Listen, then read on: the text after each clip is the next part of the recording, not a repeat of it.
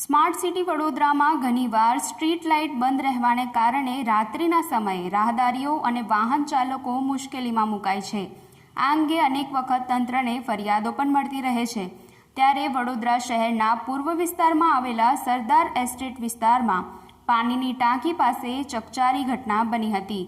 મંગળવારે મોડી રાત્રે આ વિસ્તારમાં વીજ પોલ તૂટીને પડી ગયો હતો, જેને પગલે ભયનો માહોલ સર્જાયો હતો। સ્થાનિકોનું કહેવું છે કે તેઓએ આ મામલે જીબીમાં રજૂઆત કરી, પરંતુ તંત્ર દ્વારા કોઈ સાથ સહકાર મળ્યો નહીં।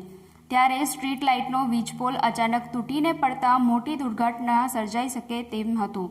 જો કે સદનસીબે કોઈ જાનહાનિ થઈ ન હતી, પરંતુ આ મામલે તંત્રની બેદરકારીથી અનેક સવાલો ઊભા થયા છે।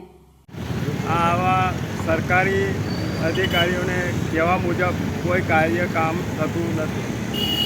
અને બીજું કે અમારે જે કહેવા જઈએ તો એ કે ભાઈ કોર્પોરેશનમાં હાથમાં આવે છે। આ જીબીનું મેન સ્ટ્રક્ચર છે, આ થાંભલો દેખાય છે, આ થાંભલો દેખાય છે, એ થાંભલાની વિશે તમને માહિતી આપવામાં આવે છે કે આ જે થાંભલાનો સેક્શન છે ઉપરનો તૂટેલો પોલ, અને બીજો બી એનો સ્થળ થાંભલો જે કનેક્શન મેન કનેક્શનનો જે છે સ્થળ એ બી સડી જવા પામ્યો છે।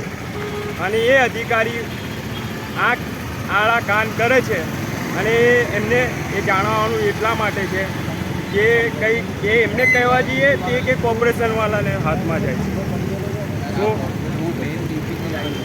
અને ડીપીબી કનેક્શન મેન હેડ એ બી જોડે છે, અને નાના ભૂલકાઓ બાળકો બહાર રમતા હોય એ એમનું બી જાન જોખમમાં હોય છે, અને આવડ જવડવાળી પબ્લિક રોડની એમને બી જાન જોખમમાં હોય છે।